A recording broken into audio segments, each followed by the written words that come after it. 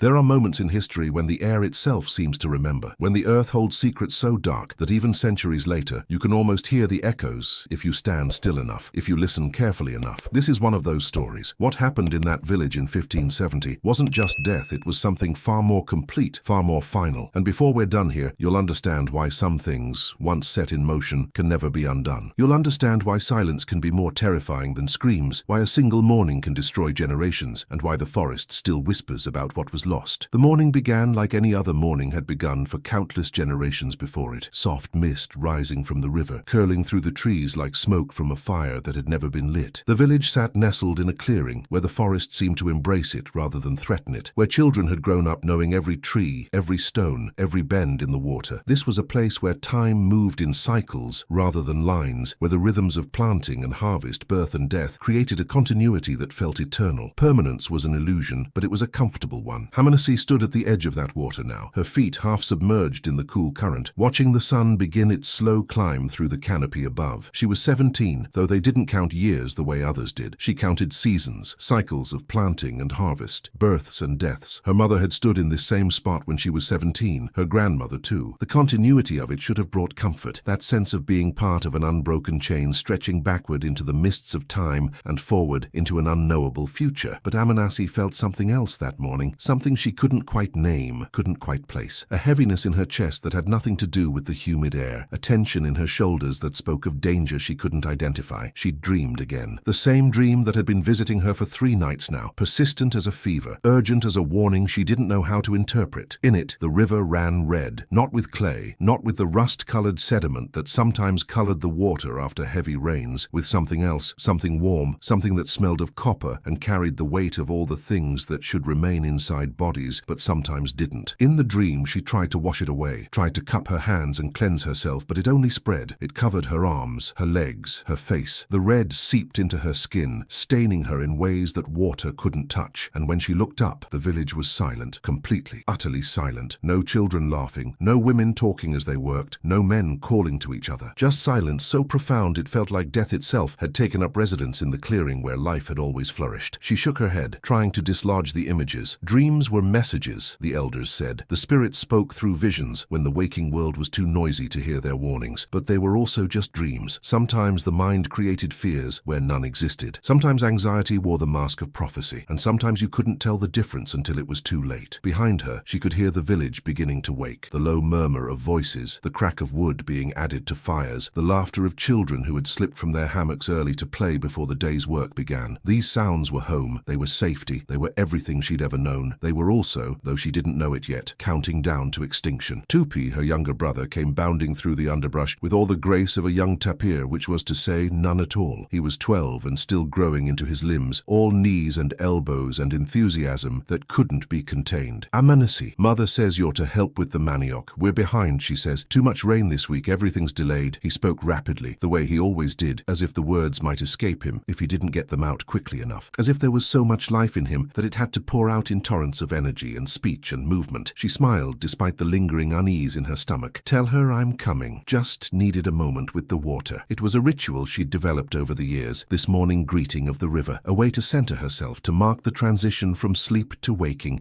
to acknowledge the continuity of the natural world that surrounded and sustained them. Tupi nodded and started to turn, then stopped. The enthusiasm drained from his face, replaced by something older, something worried that had no place in a 12-year-old's expression. You feel it too? His voice had changed. Gone was the childish enthusiasm, replaced by something that recognized danger even if it couldn't name it. Feel what? But she knew. Of course she knew. He shrugged, suddenly looking very young again, vulnerable in a way that made her want to protect him from things she couldn't see or touch or fight. I don't know, like something's watching, like the forest is holding its breath, like something bad is coming and we're just waiting for it to arrive. Before she could respond, before she could tell him it was nothing, that they were safe, that they'd always been safe here in this village that had stood for longer than anyone could remember, a sound cut through the morning air. It wasn't loud. That was the strange thing, the detail that her mind would return to over and over in the years that followed. It wasn't a roar or a crash or anything that should have sent ice through her veins the way it did. It was just a voice, a single voice, calling out in a language she'd never heard before. The words were harsh, guttural, wrong somehow. They didn't belong to this place, to this morning, to this world she knew. They carried an accent that spoke of distant lands and different tongues, of people who had crossed vast waters to arrive at shores that had never invited them. The syllables fell heavy as stones into the morning quiet, disrupting the natural sounds of the forest, creating a dissonance that made birds fall silent and animals freeze in their tracks. Tupi's eyes went wide, pupils dilating with an animal recognition of threat. Without speaking, they both began running back toward the village, their feet knowing the path, even as their minds struggled to process what they'd heard. Branches whipped at their faces, roots tried to trip them. The forest that had always been their ally suddenly felt neutral, indifferent to whether they survived the next hour. When they broke through the tree line into the main clearing, everything appeared normal at first. The communal fire burning steady and familiar, women grinding manioc root, their movements rhythmic and practiced, men preparing tools for the day's hunt, checking spear points and bowstrings, children playing a game with small stones, their laughter bright and innocent. Normal. Everything was normal, except for the men at the far edge of the clearing, 5 of them. 6. They kept appearing from between the trees like spirits taking solid form, materializing from the shadows with a substance that felt wrong, felt invasive. But these were no spirits. They wore strange clothes, heavy despite the heat, layered fabric and leather that seemed designed for a different climate, a different world, metal that caught the sun and threw it back in sharp glints that hurt the eyes. Their faces were covered in hair in a way that seemed unnatural, unsettling, beards that obscured their expressions, making them harder to read, harder to understand as human beings rather than as threats. And they carried things, weapons, though Amanasi had never seen weapons quite like these. Long sticks with metal attachments that gleamed dully in the morning light, blades that curved in ways that seemed designed for only one purpose, shaped by minds that had spent generations perfecting the art of killing. These weren't hunting tools, these weren't defensive weapons, these were instruments of conquest, of subjugation, of violence as policy rather than necessity. The village chief Irasima stepped forward. She was old, older than anyone could remember, her face a map of wrinkles that told stories of drought and plenty, war and peace, life and death. She'd led them through famines that had killed other villages. She'd negotiated peace with neighboring tribes when war seemed inevitable. She'd made decisions that saved lives and decisions that cost lives, and she'd carried the weight of all of them with a dignity that inspired respect even from those who disagreed with her. She'd led them through everything. Surely she would handle this too. Surely she would know what to say, what to do. Surely her wisdom, earned through decades of survival, would be enough. She raised her hand in a gesture of peace and welcome that was universal among the tribes of the region, a signal that said, "We mean no harm. We recognize your humanity. We offer hospitality and the protection of custom." The strangers didn't respond in kind. They stood motionless, watching the village with eyes that catalogued rather than connected, that assessed rather than acknowledged. They were counting, Amanasi realized, counting people, counting warriors, counting threats. One of them stepped forward, taller than the others, with eyes that seemed to look through rather than at Irasima. His face was weathered by sun and wind, marked by old scars that spoke of previous violence, previous conquests. This was not a man on his first campaign of expansion. This was someone who had done this before, who knew exactly what he was here to do. He spoke, and again the harsh language filled the air, syllables that clashed against the softer sounds of the indigenous tongue, like rocks thrown against water. None of them understood the words, but they understood the tone, demand, expectation, authority that assumed submission, that took obedience as a given rather than something to be negotiated or earned. This was the voice of empire, of manifest destiny, of people who believed the world belonged to them by divine right and everyone else existed only at their sufferance. Irasema's hand remained raised. She began to speak in their own language, her voice steady, welcoming. The words were formal, the traditional greeting offered to strangers who approached in peace. She was explaining, perhaps, that they meant no harm, that visitors were welcome to share their fire, their food, that there was room in this forest for everyone, that the land was abundant enough for all who respected it. That coexistence was possible, even preferable to conflict. The tall stranger's face didn't change. No flicker of understanding, no softening of expression, no indication that he heard her words as anything other than noise. He simply turned to the men behind him and nodded once. It was a small gesture, economical, practiced, the nod of someone who had given this particular order many times before and expected it to be carried out with efficiency. What happened next happened so quickly that for years after, though there wouldn't be years after for most of them, those who survived couldn't quite piece together the sequence of events. Memory fragmented under trauma, breaking into shards that couldn't be reassembled into a coherent whole. There was a sound like thunder, but sharper, more focused, localized in a way that natural thunder never was. Smoke erupted from one of the strange sticks the men carried, billowing out in a cloud that smelled of sulfur and burning metal. And Irasema, who had survived 67 years in this forest, who had outlived 2 husbands and 3 of her 7 children, who had guided them through sickness and drought and the occasional skirmishes with neighboring villages, who had accumulated wisdom like others accumulated possessions, stumbled backward with a hole in her chest that shouldn't exist. past. A wound that defied understanding, that spoke of violence delivered from a distance, of death that struck faster than arrows, faster than spears, faster than anything they knew how to defend against. She didn't scream. That was what Amanisi would remember most, what would haunt her dreams for the rest of her life. Irasima didn't scream. She didn't cry out or curse or call for help. She just looked down at herself with something like confusion, like she was trying to understand a problem that her vast experience had no framework to solve, like she was a scholar encountering a question in a language she'd never learned. Her hands moved toward the wound, tentative, exploratory, trying to comprehend what had happened to her body. Then she fell, not dramatically, not like the warriors in the stories who fell with great cries of defiance, who died with weapons in their hands and curses on their lips. She just folded, the way clothes fold when you take them off, empty of the form that gave them shape. One moment she was a person, a leader, a repository of memory and wisdom. The next she was just a body, already becoming past tense, already transitioning from who she was to who she had been. For a moment, maybe a heartbeat, maybe less, everything stopped. The entire village held that breath Tupi had mentioned, the one the forest had been holding all morning. The world paused between what it had been and what it was about to become, balanced on a knife's edge between before and after. This was the last moment of the old world, the final second when they were still a village, still a people with a future. Then the screaming started. If you're watching this, if you've made it this far into this story, I need you to understand something. What I'm about to tell you isn't fiction. This happened. Maybe not with these exact names, maybe not in this exact village, but this scene played out hundreds, thousands of times across the Americas in the years following European contact. And I need you to do something for me. I need you to hit that subscribe button, because what comes next, what I'm about to tell you, needs to be remembered. It needs to be witnessed. These voices that were silenced deserve to echo forward through time. Your subscription helps ensure that stories like this, stories that make us uncomfortable, stories that we need to hear, continue to be told. And if you could hit the like button too, it tells the algorithm that history matters, that remembering matters, that the dead deserve to be more than forgotten statistics. Thank you. Now let's continue, because we're only beginning to understand the scope of what happened that morning. The village erupted into chaos, but it was chaos without direction, without preparation, without any framework for understanding what was happening to them. These were people who knew how to hunt, who knew how to defend against wild animals, who had occasionally fought with rival groups over territory or resources. They understood violence as a concept. They'd seen death. They'd killed animals for food. They'd even, in times of conflict, killed other human beings. But this was different. This was violence on a scale, and with an efficiency that belonged to a different world entirely. The weapons the strangers carried made sounds that echoed through the trees, like the anger of the gods themselves, like thunder that had been captured and compressed and aimed. Each sound meant death, meant someone falling, meant a life ending in an instant. People fell with wounds that made no sense, struck down from distances that should have been safe. A man who had been standing 30 paces away from the nearest stranger suddenly collapsed, blood spreading across his chest from an injury that seemed to have appeared from nowhere. A woman running toward the forest stumbled and fell, a hole in her back that she never saw coming. The metal blades cut through flesh with an ease that seemed obscene, that violated every understanding of how bodies worked, how violence worked. These weren't the clean kills of a spear thrust or arrow shot. These were hacking wounds, cutting wounds, injuries designed not for efficiency but for terror. The strangers moved through the village with practiced coordination, working in pairs and groups, covering each other's movements, displaying a tactical sophistication born of military training and previous campaigns. Amanisi grabbed Tupi's arm and pulled him toward the forest, toward anywhere that wasn't here, toward the tree line that suddenly represented the boundary between death and possible survival. Around them, others had the same idea. Flight seemed like the only rational response to something so irrational, so incomprehensible. When faced with violence you can't understand or counter, the animal brain takes over and screams one word: run. But the strangers had anticipated this. They'd done this before, after all. They knew how people would react. More of them emerged from the trees on all sides, appearing from positions they must have taken before making their presence known. This wasn't an encounter. It was an ambush. It was planned, coordinated, executed with military precision. How many were there? 10? 20? It was impossible to count through the smoke and the terror and the bodies that kept falling, kept piling up in the clearing that had been peaceful just moments before. The smoke from the weapons hung in the air like fog, creating an artificial twilight that smelled of sulfur and death. It stung the eyes and throat, adding another layer of confusion and disorientation to the chaos. People ran in all directions, colliding with each other, falling over bodies, tripping over children who stood frozen in terror. The sounds were overwhelming, screams of pain and fear, the thunder crack of the weapons, the harsh shouts of the strangers coordinating their movements, the wet sounds of blades meeting flesh. Kwarai, one of the young hunters, tried to fight back. He was strong, skilled with the bow, known for bringing down deer at remarkable distances with arrows that flew straight straight and true. He was 22, in the prime of his physical abilities, trained since childhood in the arts of tracking and hunting and survival. He nocked an arrow and let it fly in one smooth motion, born of thousands of hours of practice. 10,000 arrows shot at targets both still and moving. The arrow struck one of the strangers in the shoulder, punching through the leather and embedding itself deep in muscle and tissue. The man cried out, stumbling backward, his face contorting in pain and surprise. For a second, hope flared in Amanasi's chest, like a flame catching dry tinder. They could be hurt, they bled, they felt pain. They weren't invincible demons or angry spirits, but men, just men. And men could be stopped, could be killed, could be defeated if you were brave enough and skilled enough and lucky enough. Then, 5 of the thundersticks spoke at once, a coordinated volley that turned the air around Kwarai into a storm of metal and smoke. He disappeared in the cloud, and when it cleared seconds later, he was on the ground, his body a ruin that barely resembled the young man who had laughed around the fire just last night, who had been planning his marriage ceremony for next month, who had a whole lifetime of futures that had just been erased in an instant. Tupi was crying now, tears streaming down his face, his hand gripping Amanasi's so tightly it hurt. So tightly she knew she'd have bruises if she survived long enough for bruises to matter. "We have to hide," she whispered. The whispers seemed pointless in this cacophony of screams and thunder and death. Her mind was racing, cycling through options, discarding impossibilities, searching for any action that might lead to survival. The ceremony cave. Remember, the one father showed us. Their father had been a spiritual leader, one of the men who maintained the sacred sites and conducted the rituals that marked the important transitions of life. He'd shown them the cave 3 years ago, explaining that it was used for vision quests, for the ceremonies when boys became men and girls became women. It was hidden, known only to the initiated, protected by tradition and secrecy. If anywhere in the immediate area might offer sanctuary, it was there. Tupi nodded frantically, his tears mixing with the sweat that covered his face, making him look younger than his 12 years, making him look like the child he still was, despite his attempts at grown-up bravery. They ran not toward the forest where the strangers were streaming in, but toward the rocky outcrop on the eastern edge of the village, where a small cave entrance was hidden behind a curtain of vines. The path was difficult, requiring climbing over rocks that were slick with morning dew, navigating between boulders that seemed designed to turn ankles and break legs. It wasn't large, and it wouldn't hold many, but it might hold them. It might keep them alive. That was all that mattered now. Not honor, not fighting back, not defending the village or protecting others, just survival, stripped down to its most basic and selfish core. They weren't the only ones with this idea, which brought relief and terror in equal measure. More people meant more safety in numbers, but it also meant more noise, more chance of discovery, more complications. As they scrambled over the rocks, Amanasi saw 3 other figures ahead of them, moving with desperate urgency toward the same destination. Maraka, a woman in her 30s with a baby strapped to her chest in the traditional sling. The baby was maybe 4 months old, and miraculously wasn't crying yet, though that mercy couldn't last. Maraka's eyes were wild with terror, but her hands were steady as she climbed, her movements efficient despite the panic that must have been screaming through her mind. Behind her, 2 children, siblings, couldn't have been more than 6 and 8 years old. The older one, a girl named Yapira, was pulling the younger one along, her small hand gripping his wrist with fierce determination. She was speaking to him in urgent whispers that Amanasi couldn't make out over the sounds of chaos from the village, but the tone was clear. Keep moving, don't look back, stay quiet, survive. This 8-year-old had become the adult in their relationship, had taken on responsibility that no child should have to carry. They all tumbled into the cave entrance together, a tangle of limbs and gasping breaths and hearts that beat so hard they could surely be heard by anyone looking, by any stranger who happened to glance in this direction. The cave extended back about 20 feet, ending in solid rock. There was no other exit, no back door to escape through if they were discovered here. They were either hidden or trapped, and they wouldn't know which until it was too late to matter. If they were found here, they were trapped like animals in a burrow, waiting for the hunter to reach in and drag them out one by one. But if they stayed hidden, if the strangers didn't think to look in every shadow, every crevice, if they were content with the slaughter in the main village and didn't bother to search the surrounding area thoroughly, then this cave might be the difference between death and survival. The sounds from the village were becoming less chaotic now, which was somehow worse than the initial eruption of violence. The screaming had diminished, not because people had calmed down or found safety, but because there were fewer people left to scream. The thundersticks still spoke occasionally, individual cracks rather than the sustained roar of before. Each sound meant another death, another person who had woken up this morning with no idea it would be their last, another life cut short by violence that served no purpose they could understand. And there were other sounds now, sounds that made Amanasi's skin crawl with revulsion and incomprehension. Laughter. The strangers were laughing. She could hear their voices, harsh and guttural, even in amusement, carrying across the clearing with a casual cruelty that was almost harder to process than the violence itself. How could anyone laugh while surrounded by such horror? How could human beings find humor in mass murder? What kind of people were these, that they could kill an entire village and treat it as entertainment. Maraka's baby began to fuss, pulled from whatever peaceful infant state it had been maintaining by some internal discomfort, hunger, or a wet sling, or simply the cosmic injustice of being 4 months old in a world that had suddenly gone insane. It was small at first, just a whimper, the kind of sound babies make when they're uncomfortable or hungry or tired, the kind of sound that in normal circumstances would trigger nothing more than a mother's attention, would result in nursing or rocking or changing. But in the silence of the cave, in the moments between the distant sounds of murder, it seemed impossibly loud. Each small cry was amplified by the cave walls, bouncing back at them, echoing in a space that suddenly felt far too small. Maraka immediately began rocking, began humming softly under her breath, began doing everything she could to soothe the child without making more noise than absolutely necessary. But babies don't understand danger. They don't know to be quiet when death is hunting. They exist in a world of immediate needs and wants, innocent of the larger context that might require silence. The whimper became a cry, then escalated into a full wail, the kind of healthy, lusty crying that normally would signal that everything was fine, that this was just a baby being a baby. But nothing was fine, everything was the opposite of fine, and that healthy cry was going to get them all killed. "Please," Yapira whispered, her 8-year-old voice tight with terror that was already aging her beyond her years, already stealing whatever remained of her childhood. "Please, you have to make it stop. They'll hear. They'll find us. Please." Maraka's face was a mask of anguish, every muscle tight with stress and fear and the impossible situation she found herself in. I'm trying.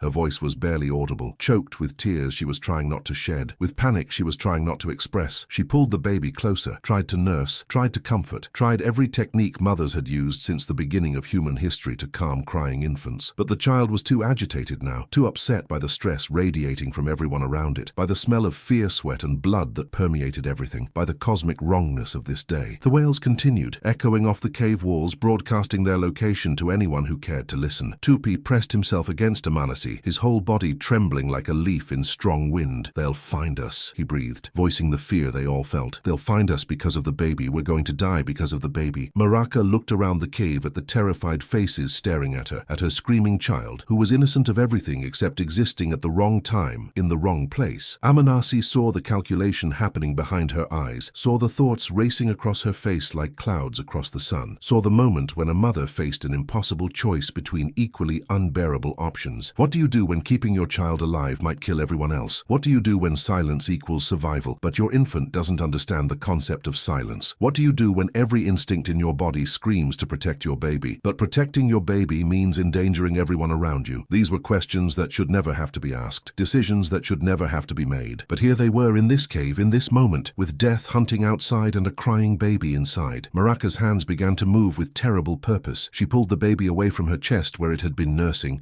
began to turn it, began to adjust its position in a way that looked like comforting, like soothing, like the natural movements of a mother caring for a child. But there was something else in the movement too, something deliberate and final. "Don't," Amanasi heard herself say, the word escaping before she could think about it, before she could consider the implications. "Please don't." But even as she said it, she didn't move to stop what was happening. She didn't reach out. She didn't intervene. She sat frozen, paralyzed by her own desperate desire to live, by the animal survival instinct that overrode every moral consideration, because she wanted to live. God help her, she wanted to live, and the baby's crying was going to get them all killed. So she watched. They all watched. They watched as Maraka pressed the baby's face against her shoulder in what could be mistaken for comforting, for burping, for any of the normal things mothers do with infants. Except she pressed harder than necessary for comfort, harder than necessary for anything except stopping the cries that threatened to betray them all. The wails became muffled, the sound dampened by fabric and flesh. Maraka was sobbing now, her whole body shaking with grief and horror at what she was doing, but her hands didn't stop. Her hands kept pressing, kept holding, kept making the choice that no mother should ever have to make. The muffled cries became weaker, more sporadic. The baby was struggling, its small body fighting against the suffocation with instincts as old as life itself. But 4-month-old muscles are no match for adult strength, especially when that adult strength is fueled by desperate terror. Then the struggles stopped. The muffled cries faded into silence, and the cave was quiet except for Maraka's ragged breathing and the distant sounds from the village that continued like the soundtrack to hell itself. The baby was still, too still, the kind of still that couldn't be mistaken for sleep or comfort or anything except the absence of life. Everyone in the cave now carried a weight that would never lift, a knowledge that would poison every moment of whatever life remained to them. They were alive because a mother had made a choice that no mother should ever have to make. They were alive because a 4-month-old baby who had never done anything wrong, who had barely begun to exist, who was was innocent of everything except crying at the wrong time, had been silenced forever. Later, if there was a later, they would have to decide what that made them, whether they were survivors or something darker, something that had sacrificed its humanity in exchange for breathing, whether being alive was worth what it had cost, whether the price of survival could ever be justified. But for now, they just sat in the darkness and tried not to make a sound, tried not to think about the small body that had stopped moving, tried not to acknowledge that they had all, through action or inaction, participated in something that would haunt them for whatever remained of their lives. Before we continue, I need you to pause and really think about what just happened, about the impossible choices that trauma creates, about what it means to survive when survival requires things that should be unthinkable. This isn't a comfortable story. It's not supposed to be. These were real people facing real horror, and we owe them the truth, not a sanitized version that makes us feel better. If this story is affecting you, if it's making you uncomfortable, if it's making you think about the darkest possibilities of human experience, that's the point. Hit that like button if you think these difficult stories need to be told. Subscribe if you believe that remembering is a moral obligation, not just an intellectual exercise, because we're not done yet. We're not even close to done. The hours that followed were an eternity measured in held breaths and racing hearts.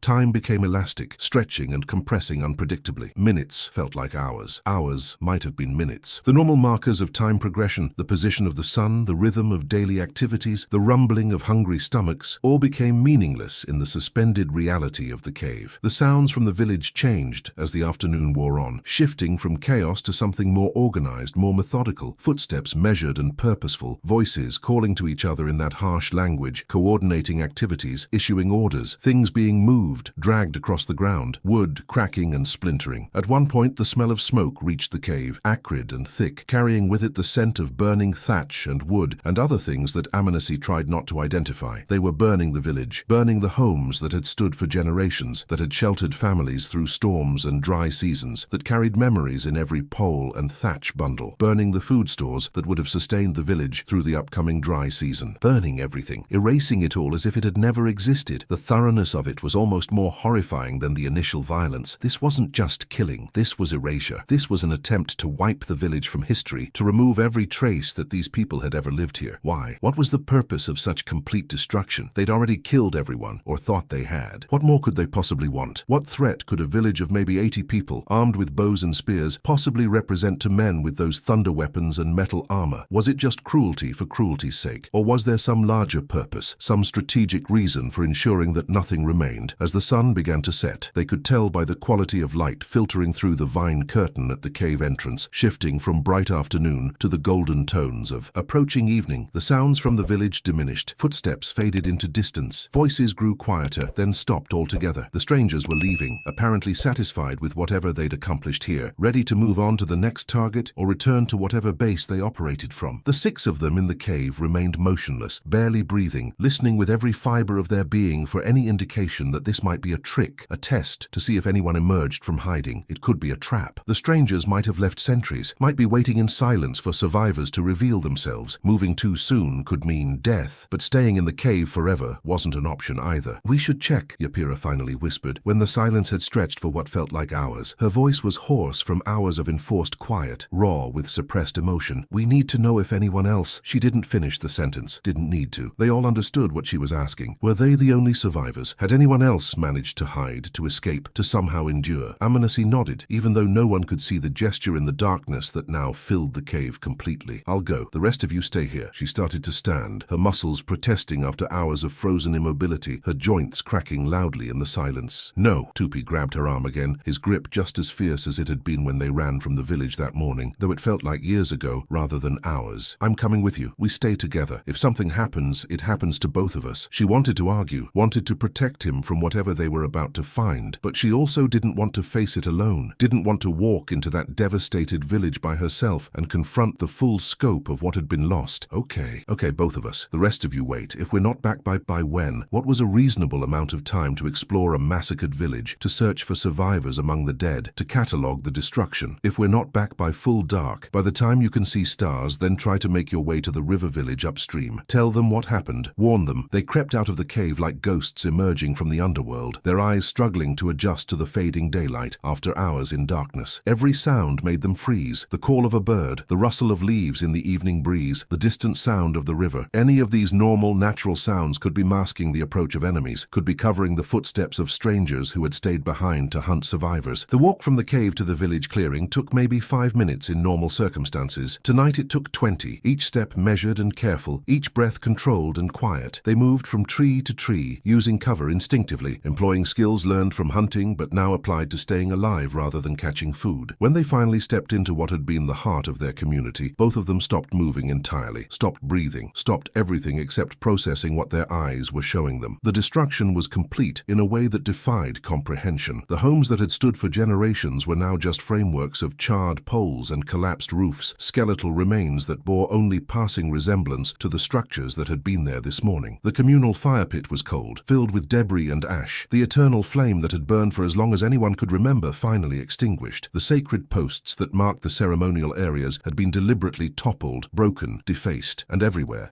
were bodies. They lay where they'd fallen, in positions that suggested they'd died running, fighting, pleading, trying to protect children, or escape, or fight back, or any of the dozens of final actions that people take when confronted with death. The moonlight, now rising and casting its pale illumination across the clearing, was bright enough to recognize faces, to identify individuals, to attach names and memories to the ruined forms scattered across the ground. There was Amaru, who had taught Amanasi how to weave baskets so tightly they could hold water. Her hands were still raised in front of her face, frozen in a defensive gesture that hadn't saved her. There was old Tapir, who told the best stories during the long rainy season, who could make children laugh with his imitations of animals and his exaggerated facial expressions. He lay on his back, eyes open to the sky, his mouth frozen in what might have been a cry or a curse or just the randomness of death. There was Kanti, who had been 8 months pregnant, so close to giving birth that she'd been planning to move to the birthing hut next week. Her body lay curled around her swollen belly, as if even in death she'd tried to protect the life within, tried to shield the baby that would now never be born, never take a first breath, never experience anything except the darkness and warmth of the womb that had become a tomb. Tupi made a sound like a wounded animal, a keening wail that he immediately stifled by pressing his hand against his mouth. Amanaki pulled him close, pressed his face against her shoulder the way Maraka had done with her baby, but for a different reason. Not to silence him, but to shield him, to spare him having to see more, even though you couldn't unsee this. It was burned into their minds now, a permanent scar that would shape everything they ever became, if they became anything at all. Why? Tupi's voice was muffled against her shoulder, broken and raw with grief that had nowhere to go, no outlet that could possibly be adequate. Why did they do this? What did we do to them? We never even met them before today. We never did anything to hurt them. Why did they kill everyone? It was a question that had no answer, or rather, it had answers that made no sense within the framework of their understanding of the world. Evil in their world came from violating taboos, from disrespecting spirits, from natural imbalances that required correction. But this wasn't that. This was something entirely different, something that spoke to a worldview so alien that it might as well have come from the stars rather than across the ocean. This was methodical. This was planned. This was a group of men who had walked into a peaceful village that had done them no harm, that had offered welcome and hospitality, and decided that everyone in it needed to die. Not because of revenge, not because of territorial dispute, not because of any of the traditional reasons that humans kill other humans, but because of something else entirely, something that had to do with maps and kings and property rights and concepts that the village had no framework to understand. They moved through the village like ghosts among ghosts, checking each body with hands that shook and hearts that broke with every recognition. They were hoping against hope to find someone breathing, someone who had survived by playing dead or through sheer luck, someone who could be helped, could be saved, could be proof that not everything had been lost. But there was no one. The strangers had been thorough in their work. Even the village dogs were dead, killed not because they'd posed any threat, but simply because they were there, because completeness required eliminating everything. Even the macaws that the village had kept for their colorful feathers, birds that had been tended and fed and treated almost as pets, lay scattered among the debris with broken necks and ruined plumage. This wasn't just a massacre. It was an annihilation. It was an attempt to erase not just the people, but everything associated with them, to wipe the slate clean as if the village had never existed. The thoroughness spoke to something worse than simple violence, worse than killing in the heat of battle or conquest. This was extermination as policy, as procedure, as something that had been done before and would be done again. They found Irasema where she'd fallen that morning, though it felt like years ago rather than hours. Her hand was still raised in that gesture of peace and welcome that had been her final act, her last attempt at diplomacy, even as violence erupted around her. Her eyes were open, staring at a sky she could no longer see, reflecting stars and moonlight without registering them. Amanasi knelt beside her, her movements slow and reverent, despite the fear that urged speed and flight. She gently closed those eyes, smoothing the lids down with trembling fingers. It was a small gesture, meaningless in the face of such magnitude of loss, insufficient against the ocean of grief that threatened to drown them both. But it was all she had to offer, the only service she could provide to the woman who had led them for so long, who deserved so much more than to die staring at a sky she couldn't see. As they completed their grim circuit of the village, counting bodies with mechanical precision that kept the full emotional impact at bay, Amanasi reached a total 63. 63 people who had been alive when the sun rose this morning. 63 individuals with names and histories and relationships and futures that would never happen. The village's population had been around 80, maybe 85, which meant there were others unaccounted for. Maybe they'd escaped into the forest and were hiding somewhere, like Amanasi's group had hidden in the cave. Maybe they'd managed to run far and fast enough to get away. Or maybe, and this thought was almost worse, the strangers had taken them. She'd heard stories from traders who came from the coast, tales of people being captured and forced to work for the pale-skinned invaders, enslaved in mines or fields or households, torn from everything they'd known and forced into lives of servitude. She didn't know if that was better or worse than death. At least the dead were beyond suffering. Those who had been taken, if any had been taken, faced unknown futures that might involve horrors as bad as or worse than what had happened here. But there was also the possibility of survival, of eventual escape, of somehow, someday, making it back home. Except there was no home to come back to anymore. Tupi tugged on her arm, pulling her from these spiraling thoughts. "We can't stay here. We have to," he gestured vaguely, unable to articulate what they had to do because there was no right action, no correct response to this situation. "We have to bury them. We have to perform the rites. We have to," but they couldn't. There were too many bodies and too few living. The traditional burial rites required days of preparation, ceremonial cleansing, specific songs and prayers and procedures that Amanasi only partially knew. And even if she knew all of it, even if she could somehow remember every word and gesture, it would take weeks to properly honor all these dead. Weeks they didn't have. Weeks during which the strangers might return, or wild animals might arrive, or disease might start spreading from the decomposing bodies. As much as it tore at everything they'd been taught about honoring the dead, about proper burial rites, about the obligations the living owed to those who had passed, they had to leave. They had to survive. The dead were beyond caring about ceremonial niceties. The dead would understand, if they could understand anything, that survival of the living had to take priority. They returned to the cave as the stars began to emerge in the darkening sky, each pinpoint of light a reminder that the cosmos continued its eternal dance, regardless of the tragedies playing out below. The others looked at them with desperate hope that died the moment they saw their faces, the moment they registered the grief and horror written in every line of their expressions. "All gone?" Yapira asked, her 8-year-old voice trying to maintain some semblance of control, trying to be strong even though she shouldn't have to be. Amanasi nodded, not trusting her voice, not trusting that words wouldn't turn into screams if she let them start. "Everyone we found, everyone visible in the village." Maraka rocked back and forth, the dead baby still clutched to her chest. She hadn't let go, hadn't moved much at all, hadn't spoken since the cave had fallen silent hours ago. Her eyes had a glazed quality that suggested her mind had retreated somewhere safer than here, somewhere that didn't contain impossible choices and their permanent consequences. She was present in body but absent in spirit, already halfway to being a ghost herself. They gathered what little they could from the cave, a few tools that had been stored there for ceremonies, implements made of stone and bone that represented the height of their technology, a water gourd that was half empty, some dried meat that had been left as an offering months ago and was probably still edible, and began walking. Not toward the river village upstream, though. That had been the obvious choice, which meant it might be the next target if the strangers were moving through the region systematically, eliminating villages one by one in a campaign of conquest and clearing. Instead, they headed deeper into the forest, toward the territory of the Kayapo tribe. These were people they'd always had uneasy relations with, occasional skirmishes over hunting grounds and accusations of boundary violations. There was no love between their peoples, no alliance or friendship to call upon, but there was also no history of the kind of wholesale violence they'd just experienced. The Kayapo were known warriors, fierce defenders of their territory, but they fought according to rules that both sides understood. They didn't massacre entire villages. They didn't kill children and elders. They didn't destroy everything in a campaign of total annihilation. Better to risk potential conflict with people they knew, people who operated according to the same cultural framework, even if they were sometimes enemies, than to wait around for another visit from the strangers with their incomprehensible weapons and their complete disregard for any rules of warfare that made conflict bearable. Think about what it means to become a refugee in your own land, to flee from your home not because of natural disaster or animal threat, but because other human beings have decided you don't deserve to exist in the space you've occupied for generations. If you're still watching, if you've stayed with this story through all its darkness, I need to ask you one more time, subscribe. Not for me, but for the millions of indigenous people whose stories were lost because there was no one to remember, no one to record, no one to insist that their lives mattered. Hit that like button if you believe that bearing witness is a moral obligation, that forgetting is a second death we have the power to prevent. They walked for 3 days, moving slowly because of the children and because Massacre was in some state between waking and sleeping, following when led but initiating nothing, responding to direction but offering none. She moved like someone underwater, like someone dreaming, like someone who had left part of herself behind in that cave and was now just a shell animated by basic survival instinct. They ate what they could find as they traveled, fruits that grew wild in the forest, roots that could be dug up and eaten raw or barely cooked over small fires they lit only when absolutely necessary, insects that provided protein if you could overcome the psychological barriers to eating them. Topi proved himself unexpectedly skilled at catching fish in the small streams they crossed, using techniques their father had taught him years ago, practical knowledge that suddenly became the difference between survival and starvation. He would find a narrow section of stream, build a small weir from stones and branches, then wait with hands poised over the water for fish to swim into the trap. When they did, his hands would flash down with surprising speed and accuracy, grabbing the slippery bodies and tossing them onto the bank before they could escape. It was a skill that required patience and practice, and Tupi had both, had spent countless afternoons as a younger boy learning this craft from a father who was now ashes in the ruins of their village. At night, they huddled together for warmth and comfort, 6 bodies pressed close in whatever shelter they could find, a hollow beneath a fallen tree, a small cave, a dense thicket that provided some protection from wind and rain. They were too afraid to light fires that might draw attention, too frightened of anything that might broadcast their location to whoever might be hunting survivors. They took turns keeping watch, though what they would do if the strangers appeared again, none of them knew. They had no weapons beyond a few stone knives, no plans beyond immediate survival, no real hope beyond making it through one more night. Each person took 2-hour shifts, sitting at the edge of whatever shelter they'd found, listening to the night sounds of the forest and trying to distinguish normal animal movements from potential threats. On the 4th day of their flight, exhausted and half-starved and pushed beyond the limits of what they thought they could endure, they encountered a hunting party from the Kayapo tribe. There were 5 hunters, all men in their prime, bodies painted with traditional patterns that identified their clan and status. The hunters' initial response was exactly what Amanasi expected: suspicion and hostility. Hands went to weapons, bows already half-drawn, spears raised to throwing position, bodies tensing for potential conflict. But then they actually looked at what they were seeing. Not a war party or a hunting expedition from a rival tribe, but 2 young women, 2 small children, and one clearly traumatized mother carrying a burden wrapped in cloth that she held with unnatural stillness. This was not a group that posed any threat. This was something else entirely, something that the hunters' experience hadn't quite prepared them for. Their stance shifted from aggressive to wary curiosity. Weapons were lowered slightly, though not put away completely. The leader of the hunting party, an older man with elaborate facial tattoos that marked him as someone of importance and stretched earlobes weighted with decorative plugs, stepped forward. His eyes scanned their faces, taking in the exhaustion and fear and grief written there, reading the story before Amanasi even spoke. She stepped forward, raising her hands in the universal gesture of peace, the same gesture Irasima had made yesterday morning in the last moments of her life. But this time the gesture was received, was acknowledged, was returned. The hunter's face remained stern, but not hostile as he spoke to her in a dialect similar enough to her own that she could understand most of it, different enough that she had to concentrate to catch every word. "You are far from your territory," he said, his tone neutral, his expression carefully controlled, "and you look like you have run from demons. What brings you to Kayapo lands in such a state?" Amanasi's voice cracked as she began to speak, the words catching in her throat as if her body was trying to protect her from having to say them out loud, as if giving voice to what had happened might make it more real, more permanent. But she forced the words out, told him what had happened, told him about the strangers with their thunder weapons and their systematic violence, told him about the village that no longer existed, about the 63 bodies lying unburied under the sky, about the erasure of everything they'd known in the space of a single morning. The hunter's face grew darker with each detail, his expression shifting from skeptical to concerned to grimly serious. When she finished, when the words finally stopped coming and she stood there trembling with the effort of the telling, he was silent for a long moment. Then he turned to the other hunters and spoke rapidly in their dialect, too fast for Amanasi to follow completely.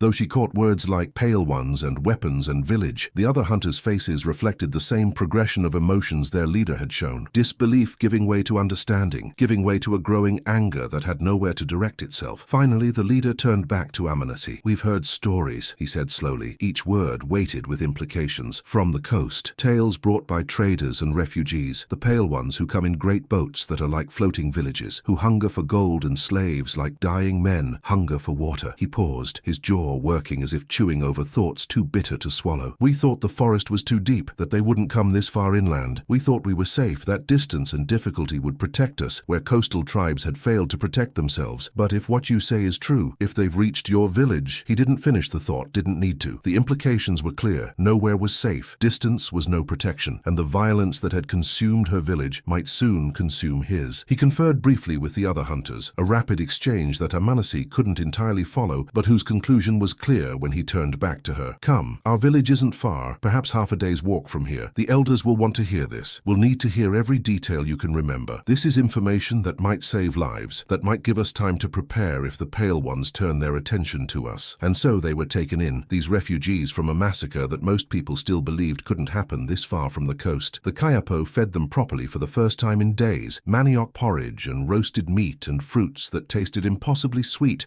after days of subsistence eating. They gave them shelter in one of the communal houses, space to sleep and recover and begin processing the trauma that had shattered their worlds. They listened to their story with expressions that grew darker and more troubled as each detail was revealed, as the full scope of the violence became clear. That night, around the communal fire, with most of the village gathered to hear the testimony of the survivors, the chief of the Kayapo stood and addressed his people with a voice that carried authority earned through years of leadership. "What happened to our neighbors," he declared, his voice carrying across the gathering, "will not happen to us. We will not wait passively to be destroyed. We will send scouts to watch for these strangers, to learn their movements and their methods. We will prepare defenses. We'll fortify our village and create fallback positions. We will teach our warriors to fight against these new weapons. We'll develop tactics that might give us a chance against their superior tools of death." He paused, scanning the faces around the fire, making eye contact with warriors and elders and everyone who needed to understand the seriousness of what he was saying. "And if they come," another pause, his jaw setting with determination that bordered on defiance, "if they come, they will find we are not easy prey. They will find that Kayapo warriors do not die without taking enemies with them. They will learn that some villages resist, some peoples fight back, some lives cannot be taken without cost." There was agreement throughout the gathering, fierce nodding, hands gripping weapons with renewed purpose, voices murmuring support and determination. Young warriors looked eager, ready to prove themselves against this new threat. Older warriors looked grim but resolute, understanding the reality of what resistance might mean, but willing to accept that reality rather than submit passively to extermination. But Amanasi, sitting in the circle of firelight with the warmth failing to penetrate the cold that had settled in her bones, couldn't share their confidence. She'd seen what the strangers could do. She'd seen how quickly courage and skill and determination meant nothing in the face of weapons that killed from a distance with thunder and smoke that no arrow could match, no spear could counter. She wanted to believe that preparation would make a difference, that determination and bravery and tactical sophistication could overcome the technological advantage the strangers possessed. She wanted to think that the Kayapo warriors, who were indeed formidable fighters within the context of indigenous warfare, could succeed where her village had failed. But she'd also watched Irasima fall with a hole in her chest from a weapon she'd never even seen coming, had watched Kware disappear in a cloud of smoke, despite his skill and strength and bravery. The weapons made all the difference. That was the terrible truth that no amount of courage or preparation could overcome. You could be the best warrior in the world, could have perfect tactics and unbreakable will and absolute determination, and still die without ever getting close enough to strike a blow. The strangers didn't need to be brave. They didn't need to be skilled in hand-to-hand combat. They just needed to point their thundersticks and fire, and people fell. But she didn't say this out loud. Let them have their hope, their determination, their belief that resistance was possible. Who was she to take that away from them? Maybe she was wrong. Maybe the Kayapo would succeed where her village had failed. Maybe their preparations would make a difference. Or maybe she would watch another village die, another community erased, another group of people who had done nothing wrong punished for the crime of existing in a space that others wanted. The days turned into weeks. The Kayapo village absorbed the survivors with a generosity that Amanasi hadn't expected from people who had been enemies as recently as a month ago. Shared trauma created bonds faster than shared prosperity ever could. The knowledge that they might all be facing the same fate, that the violence that had destroyed one village could easily destroy another, created a solidarity that transcended old grievances. Maraka eventually emerged from her traumatized state enough to function, though she was never quite the same. The baby's small body had been buried according to Kayapo tradition, with ceremonies that Amanasi didn't fully understand, but appreciated nonetheless. Maraka had stood at the grave with dry eyes, her grief too deep for tears, too profound for any outward expression. She'd killed her own child to save others, and that knowledge would shape everything she ever became for whatever remained of her life. The two children, Yapira and her younger brother, were adopted by a Kayapo family who had recently lost their own children to a sickness that had swept through the village the previous previous year. New names were given, new identities created, an attempt to integrate them fully into the community and give them a future despite the destruction of their past. They adjusted with the resilience of the young, learning new customs and new language and new ways of being with a flexibility that adults often lacked. 2P apprenticed himself to one of the senior hunters, throwing himself into learning with an intensity that Amanasi recognized as his way of coping. If he was always busy, always learning, always moving, always pushing himself to master new skills and techniques, he didn't have time to remember, didn't have space in his mind for the images that would otherwise flood in. Exhaustion became his defense against memory, physical tiredness the antidote to mental anguish. Amanasi didn't have that luxury. Her nights were filled with dreams of the massacre, playing over and over with slight variations, like a story being retold by someone who couldn't quite remember all the details. Sometimes she saved people, arriving earlier with warnings that were heeded, organizing defenses that actually worked, creating outcomes where survival was possible. Sometimes she died herself, experiencing from the inside what it felt like to have a hole appear in your chest, to feel life draining away while your mind struggled to process the impossible. Sometimes, and these were the worst dreams, she was one of the strangers watching from the outside, seeing through their eyes, trying to understand what could drive human beings to such systematic cruelty. What made it possible to walk into a peaceful village and methodically kill everyone there? What psychological mechanisms allowed you to see people as obstacles rather than humans, to treat mass murder as a job to be accomplished rather than a horror to be avoided? She never found an answer that made sense, could never bridge the gap between her understanding of how humans should behave and the reality of how these particular humans did behave. Their worldview was so alien, so incomprehensible, that it might as well have come from the stars rather than from across the ocean. 3 months after the massacre, scouts brought news that made the entire Kayapo village go quiet with dread. Another village had been attacked, this one further north but still inland, closer to the coast, but following a trajectory that suggested systematic progression. The details were horrifyingly familiar. Strangers with advanced weapons, complete destruction, no survivors except those who had fled, bodies left unburied, structures burned, everything erased as if the village had never existed. The pattern was clear now to anyone willing to see it. These weren't random attacks. This wasn't opportunistic violence or isolated incidents. This was a campaign, a deliberate and systematic effort to clear the indigenous people from the land. The strangers were moving inland from the coast in a wave of conquest and extermination, eliminating villages one by one, creating empty space that could then be claimed and colonized and settled by people from across the ocean. But why? That was the question that haunted Amanasi. What could possibly justify such wholesale slaughter? What goal could be important enough to warrant the murder of thousands of people who had never harmed you, never threatened you, never even met you before the day you killed them? The answer came from an unlikely source, a Portuguese trader who occasionally did business with coastal tribes that had managed to negotiate a wary peace with the colonizers. He spoke several indigenous languages with varying degrees of fluency, having spent years in the region, trading goods and gathering information and serving as an intermediary between worlds that increasingly found themselves in conflict. He arrived at the Kayapo village one afternoon, led by scouts who had encountered him on one of the trading paths. He carried goods from the coast, metal tools, cloth, glass beads, items that the indigenous people had learned to value despite or because of their foreign origin. The chief allowed him to conduct his trading, but then invited him to the council house for a conversation that would prove more valuable than any goods he brought. Amanasi was there, sitting in the shadows at the edge of the gathering, when the trader explained the mechanics of colonization with a matter-of-factness that made her blood run cold. "They want the land," he said in her language, speaking slowly to ensure comprehension. "The King of Portugal has granted these territories to certain men, lords they call them, donatarios in their language. Each has been given a huge section of coastline and all the land inland that they can take and hold and exploit." He paused to take a drink of water, seemingly unaware of or unconcerned with the tension building in his audience. "But they can't use the land if it's full of people who already live there, who claim ownership through use and tradition, who resist the kind of changes the colonizers want to impose. So they clear it, like farmers clear a field before planting. Remove the obstacles, eliminate the existing inhabitants, create empty space that can then be filled with new settlements and new people and new uses that serve the colonizers' purposes." He said it so matter-of-factly, as if he was explaining the weather or the best techniques for catching fish or any other neutral topic, as if the systematic murder of thousands of people was just a practical matter of land management, a logistical challenge to be overcome rather than a moral catastrophe that should horrify any thinking person. "But we've always been here," the chief said slowly, his voice carefully controlled despite the anger that must have been building beneath the calm surface. "Our ancestors walked these forests before the memory of the oldest among us. Our children's children's children will walk them after we're gone, carrying forward traditions and knowledge that stretch back to the beginning of time. This is our land, our home, our birthright." The trader shrugged, a gesture that conveyed both sympathy and resignation, both understanding and helplessness. The King of Portugal says it's his land now. He drew lines on a map thousands of leagues away, had his cartographers divide up territories they've never seen, and declared that everything within those lines belongs to his people by divine right and papal decree. Your ancestors, your children, your traditions, they don't factor into the calculation. They don't appear on the maps. To the colonizers, you're just obstacles to be removed, complications to be eliminated so that progress can proceed unimpeded. Let me stop here for a moment and ask you to really consider what was just said. Imagine someone showing up at your home, in your neighborhood, in your city, and declaring that none of it belongs to you anymore because a king you've never heard of, operating under a religion you don't practice, has drawn lines on a map and given your land to strangers. And then imagine those strangers implementing that claim through systematic violence, through the murder of everyone who resists, or even just everyone who happens to be present. This isn't ancient history. This isn't abstract. This happened to real people, in real places, in numbers that strain comprehension. Subscribe if you think these stories need to be told. Like if you believe remembering is a moral obligation. Because we're heading toward the conclusion now, and you need to understand how this ends. The trader left the next morning, heading back toward the coast with his goods and his news, and his conscience apparently untroubled by the role he played as intermediary in a system of conquest. The Kayapo increased their defenses after his visit, set more scouts on longer rotations, trained harder and longer, prepared obsessively for a confrontation they all knew was coming. But Amanassi could see the doubt creeping in, could watch it spreading through the village like sickness. How do you defend against an enemy with unlimited resources, with weapons beyond your technology, with the backing of a distant king who considered your existence inconvenient? How do you fight people who saw the systematic elimination of entire populations as just another step in building an empire? The traditional rules of warfare, the customs and limitations that made conflict bearable within indigenous cultures, meant nothing to colonizers operating under entirely different assumptions. 6 months after the massacre of Amanassi's village, the strangers came to the Kayapo, but this time the defenders were ready, or as ready as anyone could be against such overwhelming advantages. The warriors had positioned themselves in the trees around the village perimeter, using height and concealment to offset the range advantage of the firearms. They dug concealed pits lined with sharpened stakes along the likely approaches, creating obstacles that would slow and disrupt any advance. They'd prepared fire arrows and positioned large rocks on slopes that could be rolled down onto approaching enemies. When the strangers emerged from the forest with the same confident casualness they'd displayed at Amanassi's village, they were met with a hail of arrows from multiple directions. Several fell immediately, crying out in pain and surprise, their confidence shattered by the realization that this village wouldn't be as easy as previous targets. The others scattered, seeking cover behind trees and rocks, their thunder sticks firing wildly at targets they couldn't clearly see, wasting ammunition on shadows and movement. For a moment, a glorious, hope-filled moment, Amanassi felt something she hadn't felt since the morning of her village's destruction, a belief that resistance was possible, that the strangers could be hurt and killed and driven back. They were fighting back, the Kayapo warriors executing their defensive plan with precision and courage, making the strangers bleed and retreat and reconsider their casual approach to violence. But then more strangers appeared, emerging from the forest in numbers that dwarfed the initial group. They'd brought reinforcements this time, 3 or 4 times as many men as had attacked Amanassi's village, a force sized to overwhelm even organized resistance. And they'd learned from previous encounters, had developed tactics to counter indigenous defensive measures. They set fire to the forest around the village, using flames as a weapon to force the warriors out of the trees where they'd found advantage in height and concealment. They advanced with large shields made of thick wood and metal, creating mobile protection that arrows bounced off harmlessly. They worked in coordinated groups, with some men providing covering fire while others advanced, rotating roles in a display of tactical sophistication that spoke to professional military training rather than improvised violence. The battle lasted hours instead of minutes, but the outcome was inevitable from the moment those reinforcements appeared. Technology and numbers trump courage and determination every single time. Amanassi watched from a hidden observation post in the hills above the village, a lookout position that the Kayapo had prepared for exactly this scenario. She watched as the chief fell, struck by multiple shots, while trying to rally his warriors for one final defensive stand. She watched as the warriors were overwhelmed despite their skill and bravery and careful preparation, as defensive positions were overrun one by one, as the systematic violence she'd witnessed 6 months ago repeated itself with slightly different details but identical results. This time she didn't wait around to count the bodies or check for survivors. This time she knew better. She grabbed Tupi, who had wanted to fight but she'd physically restrained, holding him back with all her strength while he struggled and cursed and tried to break free to join the battle. Together they ran, just ran, deeper into the forest, away from the coast, away from the strangers and their their systematic destruction, away from everything they'd tried to build in the months since losing their first home. They survived by becoming nomads, by moving constantly and never staying in one place long enough to establish patterns that could be predicted or tracked. They encountered other refugees along the way, other survivors from other villages, creating a growing network of displaced people who had once been parts of thriving communities and were now just scattered remnants trying to stay alive one more day. Some of these survivors wanted to fight back, to organize some kind of resistance movement that could strike at the colonizers and make them pay for the violence they'd inflicted. But with what weapons? Their spears and arrows against metal and gunpowder? Their small numbers against the apparently endless supply of colonizers who kept arriving in their great boats? Resistance was a beautiful idea that had no practical path to implementation. Some wanted to negotiate, to find some way to coexist with the strangers, to carve out territories where indigenous peoples could maintain their ways of life in exchange for not resisting colonization elsewhere. But the strangers had shown no interest in coexistence, no willingness to share space or resources. Every attempt at peaceful contact had ended in betrayal and violence. The colonizers didn't want to coexist. They wanted the land, and the people on it were just obstacles to be removed by whatever means proved necessary. Some wanted to flee, to go so deep into the forest that the strangers would never find them, to abandon the territories their ancestors had occupied and create new homes in regions so remote and difficult that colonization would be impossible. And maybe that was the only real option, the only survival strategy that had any chance of working. Maybe living meant abandoning everything: the villages, the sacred sites, the graves of ancestors, the territories that carried memory and meaning, and becoming ghosts in a forest that had once been home but now felt like a vast hiding place. Years passed in a blur of movement and survival. Amanatsi and Tupi stayed together through everything, their bond strengthened by shared trauma and mutual dependence. They were joined sometimes by other survivors, creating temporary communities that lasted weeks or months before dissolving again as people died or moved on or simply couldn't maintain the connection anymore. They learned which areas the strangers had claimed and avoided them with obsessive care, memorizing the boundaries of colonized territory and staying well beyond them. They learned to recognize the signs of Portuguese presence even from a distance, certain types of cleared land where forest had been cut down for plantations or settlements, specific trails that showed the heavy boot prints of European footwear rather than the lighter impressions of bare feet or indigenous sandals, the smell of their cooking fires, which used different woods and different techniques and created smoke with a different scent than indigenous fires produced. They became ghosts in their own land, watching from hiding as the forest was slowly carved up and parceled out and transformed. They watched as missions were built, large structures of stone and wood that served as bases for religious conversion and cultural erasure. They watched as indigenous people were forcibly converted to Christianity, their traditional beliefs declared sinful and dangerous, their ceremonies banned, and their sacred objects destroyed. They watched as slavery systems were established, with indigenous people forced to work in fields and mines and households, treated as property to be bought and sold and used until they were used up. They watched as diseases the colonizers brought with them, smallpox and measles and influenza, swept through indigenous populations that had no immunity, killing more people than all the violence combined. Topi grew into a man, though a quieter, harder man than he might have become in a world where his village still existed and his future hadn't been stolen by strangers with thundersticks. He took a wife from another refugee group, a woman named Yachiara, who had survived the destruction of her own village through a combination of luck and quick thinking. Together they had a child, a daughter they named Amanasi in honor of his sister, creating a small gesture of continuity in a world that seemed designed to prevent indigenous peoples from having any future at all. Life persisted somehow, even in the shadow of genocide. The refugees created new customs and new communities, adapted their traditions to nomadic existence, found ways to maintain cultural continuity despite the loss of the physical infrastructure that had previously supported it. Children were born and raised with stories of villages they would never see, taught traditions in hidden clearings because practicing them openly would invite violence. Amanasi herself never married, never had children, made a conscious choice that she couldn't quite articulate even to herself. Maybe it was a refusal to bring new life into a world this broken and dangerous. Maybe it was a fear that she couldn't protect children when she'd failed to protect so many others. Maybe it was just that the part of her that could imagine futures had died that morning, 6 months after her own village's destruction, watching the Kayapo fall despite their preparations and courage. Instead, she became something of a historian among the scattered survivors, the keeper of stories about villages that no longer existed and ways of life that had been destroyed. She would sit with children who'd never known the stability of a permanent home, who'd never experienced the rhythms of agricultural life tied to one place, and tell them about life before the strangers came. She described communities where people knew their place and their purpose, where rituals marked the seasons, and every everyone had value, not for what they could produce, but simply for existing as part of the whole. She talked about nights around communal fires where stories were told and retold, where knowledge was passed from generation to generation through oral tradition rather than written records. She explained ceremonies that celebrated the connections between people and land, rituals that acknowledged the sacred in everyday life. She didn't know if it helped, giving these children a past they'd never experienced, describing a world they'd never inhabit. But someone had to remember. Someone had to bear witness to what had been lost, to insist that the villages and peoples that had been erased had actually existed, had mattered, had been real. Without memory, the colonizers won completely. Without stories, the dead disappeared twice, once in body and again in the forgetting. She returned to her original village once, 20 years after the massacre. The forest had reclaimed most of it with the relentless patience of nature, which acknowledges no human claims to permanence. Trees grew where homes had stood, their roots breaking through foundations and dismantling structures. Vines covered the remnants of walls and posts, creating green cascades that obscured the geometric patterns of human construction. Nature had a way of erasing human presence given enough time, of incorporating human works back into the larger cycles of growth and decay. What had seemed permanent and solid and essential 20 years ago was now just subtle irregularities in the forest floor, slight variations in vegetation patterns that only someone who knew what to look for would recognize as signs of previous habitation. She walked through the clearing, trying to match her memories to the reality in front of her, struggling to overlay the living village of her youth onto the silent forest that had replaced it. Here was approximately where the communal fire had burned, though now a young tree grew from that spot, nature converting ash to new life. There was roughly where Irasima had fallen, though the exact location was impossible to determine after 2 decades of vegetation and weather, and the gradual shifting of topsoil. Over in that direction was the path to the river, where she'd stood that last morning, feeling a dread she hadn't understood, sensing something terrible approaching but lacking the context to interpret the warning her instincts were providing. If she'd known then what she knew now, what could she have done differently? Warned the village? They would have thought her crazy, would have dismissed dreams and feelings as insufficient reason to abandon their homes. Fled herself, saved only Tupi and herself while leaving everyone else to die. There were no good choices, no actions that would have prevented what happened. The strangers were coming regardless of whether anyone knew about it in advance. The campaign of colonization and extermination was going to proceed whether individual villages were prepared or not. Her dread had been accurate but useless. Knowing something bad is coming doesn't help if you can't stop it or escape it. She'd thought returning might bring closure, might help her make peace with what had happened, might provide some sense of completion or resolution. But standing in the ruins of her childhood, surrounded by forest and silence, she felt only a vast emptiness that made the years of wandering and hiding seem almost preferable to this confrontation with loss. Everyone she'd loved was gone, either dead in the massacre or dead in the years since, from violence or disease or simple exhaustion. The way of life they'd known was gone, destroyed so thoroughly that children growing up now couldn't even imagine what it had been like to live in one place for your whole life, to know your role in a stable community, to have traditions that stretched back generations and would continue forward for generations more. Even the physical village was gone, consumed by time and nature, erased as completely as if it had never existed. All that remained were memories, and when she died, even those would vanish unless she'd told someone, unless the story survived her death. That's what drove her to keep telling the stories, to keep insisting that these places and people and ways of life had been real. Someone needed to remember. Someone needed to refuse to let the erasure be complete. As we approach the end of this story, I need you to really think about something. How many villages like this one were erased from history? How many communities were wiped out with no one left to tell their stories? Historians estimate that in the first century of European colonization in Brazil, the indigenous population dropped by more than 90%. 90%. Millions of people. Millions of stories like amnesties that we'll never know because there was no one to remember, no one to record, no one to insist that these lives mattered. The silence is deafening when you really think about it. The absence so profound it becomes a presence of its own. Every clearing in the forest might mark a vanished village. Every stream might be the last thing hundreds of people saw before dying. Every tree might be growing from soil enriched by bodies that were never properly buried. The land remembers, even if we don't. If you've made it this far in this video, if you've stayed with this difficult story through all its darkness and trauma and grief, I need you to do something important. Subscribe. Not for me, but for the stories that still need to be told, for the voices that were silenced but deserve to echo forward through time. Every subscription tells the algorithm that these histories matter, that indigenous lives matter, that genocide should be remembered rather than forgotten. Hit that like button if you believe that bearing witness is more than just an intellectual exercise, that it's a moral obligation we owe to those who came before. Share this video if you think other people need to hear this story, need to understand what colonization actually meant for the people who were here first, because silence serves the colonizers. Forgetting completes the genocide they started. But remembering, telling these stories, insisting that these lives mattered, that's resistance. That's how we prevent the erasure from being total. Amanasi died in her 50s, which was old for someone who'd spent most of their adult life as a refugee, always moving, always hiding, always one step ahead of violence or disease or starvation. Age 55 was ancient by the standards of displaced indigenous peoples in the 16th century, most of whom died much younger from the accumulated stress and deprivation and violence of refugee existence. Tupi was with her at the end, as were her grandniece and several other survivors who'd become family through shared trauma rather than blood. They'd made a temporary camp in a remote area, far from any colonial presence, in a valley where a small stream provided water and fish, and the forest provided enough food to sustain them if they were careful and skilled and lucky. Her last words, spoken in a whisper that Tupi had to lean close to hear, were about the river, about standing in the water that morning so many years ago, feeling the dread, wishing she'd understood what it meant. "I knew," she breathed, her voice barely audible even in the silence they'd created around her deathbed. "I knew something terrible was coming, but I didn't know how to stop it, didn't know how to save them." Tupi held her hand, his own eyes wet with tears he'd been holding back for decades, grief that had never found adequate expression because survival required moving forward rather than processing the past. "It wasn't your fault," he said, though he knew she wouldn't believe him. "You couldn't have stopped it. No one could have stopped it." She smiled slightly, a sad expression that acknowledged his kindness while rejecting his absolution. "I wish I'd understood. I wish I'd been able to warn them, save them, change what was coming. But the past is immovable. The massacre happened. The village is gone. All that remains is the story." She died peacefully, which felt like an unearned grace given the violence that had shaped her life. Her body was buried according to what traditions they could still remember and practice in their nomadic existence, with ceremonies adapted for a people who no longer had permanent homes or sacred sites. The small group mourned in ways that mixed old traditions with new necessities, creating hybrid practices that honored the past while acknowledging the impossible present. And maybe that's the only victory available in the face of such complete defeat. Maybe bearing witness, refusing to forget, insisting that these lives mattered and these communities existed and these ways of life were valuable. Maybe that's the only resistance possible when the material battle has already been lost. The strangers succeeded in destroying the village. They succeeded in killing nearly everyone. They succeeded in erasing the physical evidence of indigenous habitation and replacing it with colonial settlements and plantations and missions. But they didn't succeed, not completely, in erasing the fact that these people existed, that they had lives and dreams and families and hopes, that they stood in the forest one morning having no idea that everything they knew was about to end, that they fought when they could, fled when they had to, made impossible choices in impossible circumstances, tried desperately to survive against overwhelming odds, that they were human beings with full interior lives, with rich cultures and sophisticated understandings of their environment, with value that had nothing to do with whether colonizers recognized that value. The physical village disappeared, consumed by fire and then by forest. The people died, killed by violence or disease, or the accumulated trauma of genocide. But the story survived. It survived in oral tradition, passed down through the few who escaped and their descendants. It survived in the historical record, mentioned briefly in Portuguese accounts of colonization that treated mass murder as a footnote in the grand narrative of empire building, and it survives here now in this telling. As long as we remember, they're not completely gone. As long as we bear witness to what was done to them, their deaths aren't meaningless. As long as we insist on telling these stories despite the discomfort they create, despite the way they complicate simple narratives of progress and civilization, we keep something of them alive. This is what we owe to the past, not to forget, not to sanitize, not to make it comfortable or easy or distant, but to sit with the horror of it, to feel the weight of it, to understand that these weren't statistics or footnotes in history books. These were people. They were real. And what happened to them was real. And maybe the most disturbing part, the piece that should haunt us more than it does, is that this story wasn't unique. This massacre, this erasure of an entire community, it happened over and over throughout the Americas. Different villages, different tribes, different colonizing nations, different specific details, but the same essential story repeating like a nightmare that history couldn't wake up from. Indigenous people who had lived on their land for hundreds or thousands of years encountered Europeans who decided that land belonged to them now because a distant king or pope said so. And when the indigenous people didn't or couldn't leave, when they resisted or simply existed in spaces that colonizers wanted, they were removed by force, systematically, efficiently, with a thoroughness that modern genocide scholars recognize as meeting every definition of attempted extermination. This is the foundation that much of the modern Americas is built on. This is the blood in the soil, the ghosts in the forest, the silence where songs used to be. Every city, every town, every farm might be built on the graves of people people who were never properly buried, on the ruins of villages that were never properly mourned, on the erasure of cultures that were never properly valued. So what do we do with this knowledge? We can't change the past. We can't bring back the villages, or resurrect the dead, or undo centuries of colonization and its ongoing effects. But we can refuse to forget. We can insist that these stories be told, even when they make us uncomfortable, especially when they make us uncomfortable. Because if we forget, if we sanitize, if we pretend it wasn't as bad as it was, if we allow these deaths to become just numbers in history books rather than individual tragedies multiplied thousands of times, then we betray them a second time. The first betrayal was the massacre itself, the violence that destroyed their bodies. The second betrayal would be the forgetting, the silence that destroys even their memory. Amanasi understood this at the end of her life. She understood that survival wasn't just about staying alive physically. It was about keeping the story alive, about making sure that somewhere, somehow, someone remembered what had been lost. She passed that responsibility to Tupi, who passed it to his children, who passed it through generations of survivors and descendants who carried these stories forward even when it was painful to remember. The story changed shape as it was told and retold across generations and geographical distances. Details were added from other massacres, forgotten when memory failed, modified as the story adapted to new contexts and audiences. But the essential truth remained constant. There was a village, there were people, they were destroyed for no good reason, and they deserved to be remembered. As the sun sets on this story, as we reach the end of this long journey through trauma and survival and bearing witness, I want to leave you with a question. What are you going to do with what you now know? Are you going to close this video and move on? Let it fade from your mind like so many other pieces of information that pass through your day and disappear without leaving a mark? Or are you going to let it change something in you? Are you going to think differently about the ground you walk on, the history that shaped the present you inhabit, the peoples who were here before and what was done to them? Are you going to question the simple narratives of progress and civilization that don't account for the genocide those concepts were built upon? I hope you'll choose to remember. I hope you'll choose to bear witness. I hope you'll share this story with others, because these voices deserve to echo forward through time, refusing to be silenced by the centuries that have passed since they fell silent. Every share, every conversation, every moment of remembering is an act of resistance against the erasure that genocide attempts to accomplish. The village is gone. The people are gone. The way of life they represented is gone. But their story remains, as long as we keep telling it, as long as we refuse to let the silence be complete. They lived. They mattered. They were destroyed unjustly. And we remember. Thank you for listening. Thank you for bearing witness. Thank you for refusing to forget. This is how we honor the dead, not with monuments or holidays or official commemorations, though those have their place, but with the simple, powerful act of remembering, of insisting that their lives had value, of refusing to let their deaths be meaningless, of telling their stories even when those stories are difficult, even when they indict systems and nations and ideologies we might otherwise want to celebrate uncritically. Hamanesi stood in the river that last morning of the old world, feeling dread she couldn't name, sensing catastrophe she couldn't prevent. She survived the massacre, but lost everything else. She lived another 3 decades in the aftermath, carrying the weight of memory, telling the stories, ensuring that the village wouldn't be completely forgotten. And now you know her story. You know about the massacre of 1570 that wiped out an entire village in Brazil. You know about Iracema's welcoming gesture that was met with violence. You know about Quarai's brave but futile resistance. You know about Maraka's impossible choice. You know about Tupi's survival and Amanasi's lifetime of bearing witness. You know. And knowing creates responsibility. The responsibility to remember, the responsibility to share, the responsibility to ensure that these voices, silenced so long ago, continue to echo forward through time. Will you accept that responsibility? Will you help carry these stories forward? Will you refuse to let the forgetting be complete? The answer is up to you. But if you've made it this far, if you've stayed with this story through more than 160,000 characters of difficult history and painful truths, I think I know your answer. I think you're someone who believes that remembering matters, that bearing witness is important, that the dead deserve more than silence. So subscribe, like, share, comment, engage with this story in whatever ways the algorithm measures engagement, because that's how stories like this reach more people. That's how we ensure that the erasure attempted by colonizers doesn't succeed completely. That's how we honor the dead and serve the living. Thank you for being here. Thank you for listening. Thank you for remembering. The village is gone, but its story survives. And as long as we keep telling it, as long as we refuse to forget, those who died that morning in 1570 are not completely lost. They live on in our memory, in our telling, in our refusal to let silence be the final word. That's the only victory we can offer them now. But it's not nothing. Memory is powerful, stories persist, and the dead, properly remembered, never completely die. This is what we owe them. This is how we ensure that their lives, their deaths, their entire existence meant something beyond the violence that ended them. Remember them, honor them, Tell their stories and refuse, absolutely refuse, to let the world forget what was done in the name of conquest and civilization and progress. That's the least we can do. That's everything we can do. And it matters. It matters more than we can possibly know.